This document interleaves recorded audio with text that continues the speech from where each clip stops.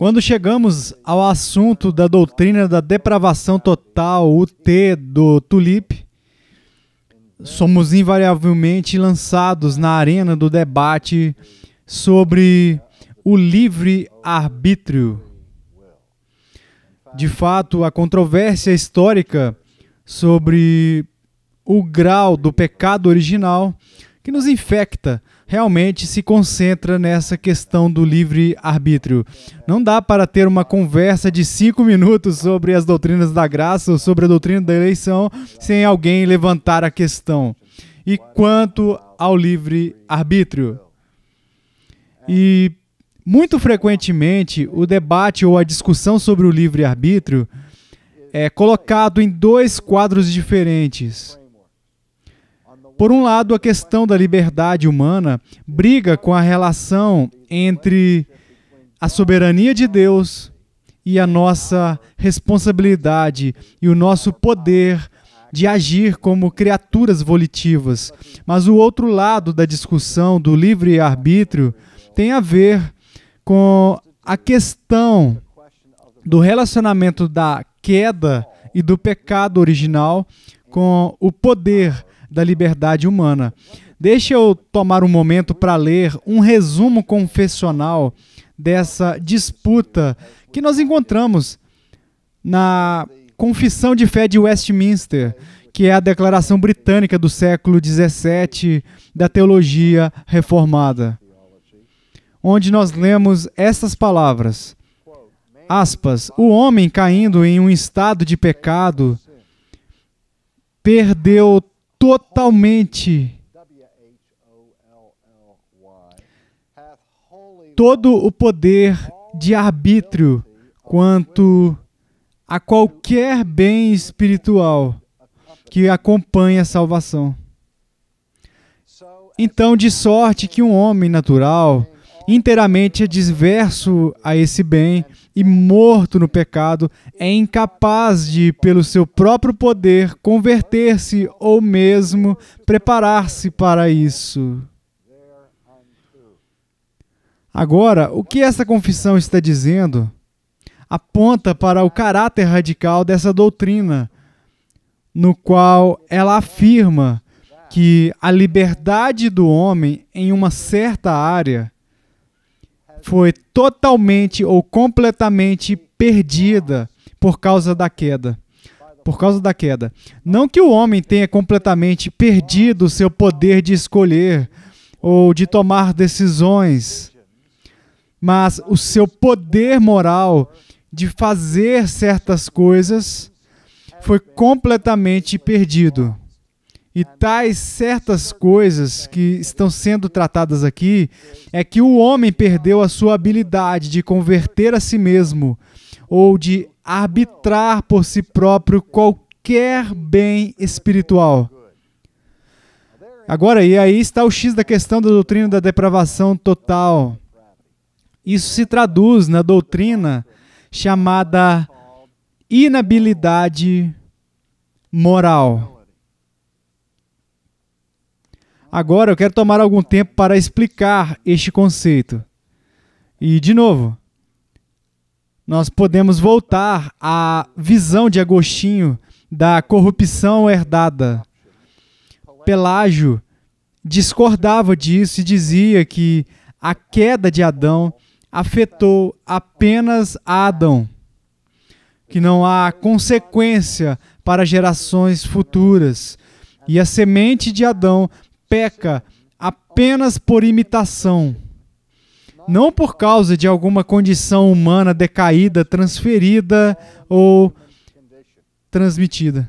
Após Pelágio ser condenado pela Igreja, uma posição moderada emergiu e foi chamada de semi-pelagianismo, que ensinava que sim, houve uma queda, que toda a raça humana foi afetada pelo pecado de Adão e que todos nascemos com uma natureza corrompida. Mas tal natureza corrompida, deixa o que eu vou chamar de uma espécie de ilha de justiça. pela qual ainda permanece um vestígio da justiça original, que apesar de tal pessoa precisar da ajuda da graça divina para ser salva, para se tornar santa, ainda assim permanece um poder dentro da vontade da criatura que pode cooperar com a graça de Deus ou rejeitar a graça de Deus. Então, em última análise, a razão pela qual algumas pessoas virão a Cristo e outras não, algumas serão redimidas e outras estarão perdidas, será enraizada derradeiramente na decisão humana e em tal poder que permanece na vontade após a queda. Agora, de novo, Pelágio disse que uma pessoa pode viver uma vida perfeita sem a graça. E disse que a graça facilita a redenção, mas ela não é necessária. As pessoas elas podem ser perfeitas e, de fato, ele argumenta, algumas já alcançaram a perfeição sem nenhuma assistência de Deus. Os semi-pelagianos discordaram de Pelágio neste ponto, dizendo: não, a graça é absolutamente necessária. É uma pré-condição para qualquer um ser redimido. Não se pode ser salvo sem a graça. Contudo, a graça não está sozinha. É graça mais outra coisa. Graça mais os esforços do arbítrio humano, na força que permanece intacta após a queda. Agostinho foi um dos principais arquitetos da ideia que foi recuperada na reforma do século XVI em um dos solas dessa época, e a ideia chamada de sola gratia. Pela graça somente. Agostinho estava dizendo que a queda é tão profunda e que o poder do pecado é tão forte no coração humano que apenas Deus, por sua graça e apenas por sua graça apenas, pode mudar a disposição da alma humana para trazer tal pessoa à fé. Então, na questão aqui, é se o homem caído tem a habilidade intacta, o poder moral intacto para aplicar-se ou abraçar por suas próprias forças as ofertas de ajuda e assistência que vêm a nós de Deus. Ou é necessário que Deus faça o trabalho inicial da recriação na alma, antes que a pessoa caída tenha o poder moral de dizer sim ao Evangelho. Então, o que nós estamos falando aqui é a chamada iniciativa divina. Agostinho diria que antes que uma pessoa venha a Cristo, Deus trabalha unilateralmente, monergisticamente, independentemente e soberanamente, mudando a alma do pecador, resgatando da cadeia da escravidão moral pela qual ele é, por natureza, morto em pecado e transgressões. E nesse estado de morte espiritual, ele é moralmente incapaz de ressuscitar a si mesmo. Que Deus tem que vir e soprar nova vida espiritual e poder na alma de tal pessoa. E para usar a linguagem de Paulo, despertá-lo de um estado de morte espiritual e produzir fé no coração da pessoa antes que tal pessoa tenha poder para vir a Cristo. Agora, tais pessoas sim, vêm a Cristo, escolhem a Cristo, vêm voluntariamente, alegremente e tudo mais, mas não até que Deus faça sua obra de graça soberana em trazer tal pessoa da morte espiritual para a vida espiritual. Chamamos isso de renascimento monergístico ou regeneração monergística, que é a obra de Deus apenas, e uma vez que não há nada que eu possa fazer para conquistar ou merecer, para ser digno ou provocar, devo confiar meu caso apenas à graça de Deus e apenas na graça de Deus. Agora, um dos importantes textos bíblicos que fala sobre isso é encontrado no Evangelho de João, no qual Jesus faz uma afirmação um tanto espantosa. Ele diz em João 6,63: o Espírito é o que vivifica, a carne para nada aproveita. As palavras que eu vos tenho dito são espírito e são vida. Contudo, há descrentes entre vós, pois Jesus sabia desde o princípio quais eram os que não criam e quem o havia de trair. E prosseguiu: por causa disto é que vos tenho dito, ninguém poderá vir a mim se pelo Pai não lhe for concedido. Agora nos lembramos de antes da conversa de Jesus com Nicodemos, que veio até ele à noite. Jesus fala sobre a necessidade de uma pessoa ser renascida, antes que ela sequer pudesse ver o reino de Deus, sem mencionar entrar no reino. Nessa discussão com Nicodemos, Jesus disse a ele: o que é nascido da carne é carne, o que é nascido do Espírito é Espírito. E assim como Jesus faz este forte contraste entre carne e Espírito, então também faz o apóstolo Paulo quando fala da metáfora da guerra que acontece entre a carne e o Espírito na pessoa que foi convertida. Mesmo quando você é nascido do Espírito, a carne não é completamente aniquilada e há essa luta contínua.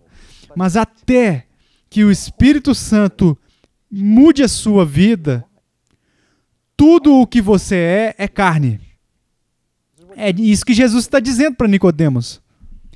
Em seu nascimento natural, em seu estado natural, você é nascido do estado de sarx, grego, o conceito bíblico de carne, nessa condição caída, onde os desejos do seu coração são apenas continuamente perversos e cujos o apóstolo diz que você anda de acordo com o curso deste mundo, de acordo com o príncipe da potestade do ar, e que você está morto em seu pecado. Esta é a condição da carne. Agora aqui em João 6, Jesus diz que a carne para nada se aproveita. Em seu debate com Erasmus de Roterdã, Lutero, em possivelmente sua mais famosa obra sobre a escravidão do arbítrio, trabalhou sua exposição deste texto bíblico, golpeando continuamente a Erasmus por dizer que a carne faz algo no processo da salvação, que ela não é apenas significante, mas que é essencial, e não apenas que dela se aproveita algo, mas que se aproveita tudo, porque em última análise repousamos sobre este inato poder moral dentro de nós que não é tocado ou encarcerado pela queda, e que o poder da carne aqui é para inclinar alguém ao bem espiritual, e alguém exerce a inclinação apropriada do que se aproveita a vida eterna. E Lutero, nunca se cansando de debater com Erasmo, diz que nada não é um pequeno algo. Ele diz que Jesus está falando sério quando fala que da carne nada se aproveita. Então ele continua para fazer esta afirmação: ninguém pode vir a mim, a menos que pelo Pai lhe seja concedido. Agora esse texto é muito importante, pois começa com a afirmação ninguém. E se você estuda a parte da gramática da lógica, você reconhecerá esse conceito como uma proposição negativa universal. Ela descreve algo negativo de todos na classe do homem. Agora, eu gostaria de poder dizer que isso é usado de uma maneira específica, que só se refere à inabilidade moral herdada do sexo masculino. Infelizmente, o uso aqui no grego é abreviação de humanidade. Jesus está dizendo que nenhuma pessoa humana, ele está dizendo algo negativo sobre todo mundo. Agora, de novo, a próxima palavra é crucial. Ninguém pode. Não é ninguém tem permissão. Sabemos a diferença entre poder e ter permissão. Falamos disso muitas vezes. Eu me lembro quando eu estava na escola e eu perguntava à professora, eu posso ir apontar o meu lápis? E ela respondia, tenho certeza de que você pode, mas não tem permissão. Tenho permissão para apontar meu lápis? E descobri que aquela professora estava evadindo. De fato, ela era ubíqua. E todos já tiveram uma professora igual alguma vez. Aquela professora que diz, tenho certeza de que você pode. A pergunta é, tenho permissão? Não estamos falando aqui de permissão. Mas a palavra pode descreve a habilidade ou capacidade. E o que Jesus está dizendo aqui é que nenhum ser humano tem o poder ou a habilidade para fazer algo. Agora, essas são palavras poderosas vindas dos lábios do nosso Senhor. Não é Agostinho, Calvino ou Lutero. É o próprio Cristo dizendo algo sobre a habilidade do homem. E ele diz, ninguém é capaz, ninguém tem o poder de fazer o quê? De vir a mim. Então, há uma herdada falta de habilidade de algum tipo para os seres humanos virem a Jesus de alguma maneira. Agora, obviamente, quando ele diz vir a mim, ele não está dizendo geograficamente. Obviamente, nenhum de nós tem a habilidade de ir a ele em sua presença terrena na Palestina, porque ele não está mais lá. Ele não estava dizendo que nenhum homem era capaz de descobrir onde ele morava. O vir a mim é a maneira pela qual ele chama pessoas a abraçá-lo em fé para a salvação delas. Agora, eu não acho que há qualquer estudioso bíblico que discutiria que é disso que Jesus está falando aqui a respeito de vir a ele. Ninguém pode vir a ele a menos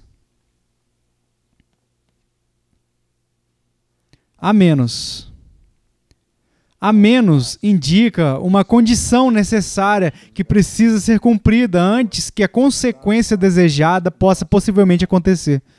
Então esse a menos aponta para algum sine qua non, alguma coisa absolutamente essencial que tem que acontecer antes que uma pessoa possa vir a Jesus. Agora, e o que é? Aqui ele simplesmente diz, ninguém pode vir a mim a menos que pelo Pai lhe seja concedido. Antes no texto ele fala que ninguém pode vir a mim se o Pai não o trouxer. A palavra que é usada aí é traduzida pela maioria dos dicionários pela palavra obrigar. Não apenas uma atração externa tentando atrair as pessoas a vir a ele. A ideia aqui é que Deus tem de fazer algo neste ponto. Deus tem que capacitar a pessoa a vir. Esse é o ponto-chave. Que nós, de acordo com a doutrina da depravação total, perdemos a nossa habilidade humana natural de vir a Jesus. Nós ainda fazemos escolhas, mas as fazemos de acordo com os nossos desejos. Esta é a essência da liberdade, ser capaz de escolher de acordo com seus próprios desejos ou inclinações. Mas é uma espada de dois gumes. Não apenas nós somos livres no sentido de que nós escolhemos de acordo com os nossos desejos, mas não podemos não ser livres nesse ponto. Não apenas temos a permissão de escolher o que queremos, mas o único tipo de escolha que é real é aquela que é feita de acordo com o que você quer. Então somos todos livres, no sentido de que podemos fazer o que nós queremos. Mas esta não é a liberdade nobre da qual o Novo Testamento fala. Ela não aborda o problema da escravidão moral e o que o pecado original ensina e a doutrina da inabilidade moral encontrada sob a assinatura da depravação total significa que somos escravos de nossos próprios desejos. E que por natureza nós não temos desejo por Cristo ou pelas coisas de Deus. Então livremente o rejeitamos.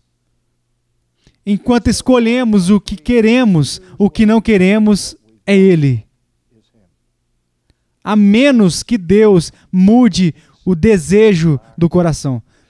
É por isso que não é chamado inabilidade natural, mas inabilidade moral. Não temos o poder ou a habilidade de amar o bem. Para isso acontecer, nós temos que ser mudados. Deus tem que intervir e, em sua graça, Ele tem que nos resgatar da morte espiritual e da outra metáfora, escravidão espiritual. Ele tem que nos dar o presente da fé, criando ressurreição espiritual no coração e na alma. Então, este é o primeiro ponto do acróstico, a depravação total. Se refere ao grau de corrupção que é tão severo que não existe ilha livre da escravidão, da corrupção, encontrada nos profundos abismos da alma humana. Mas até que sejamos nascidos do Espírito, nós somos carne. E a única maneira pela qual nós podemos um dia vir à fé é quando Deus, em sua graça somente, nos liberte, fazendo com que nasçamos pela segunda vez, pelo poder criador do Espírito Santo.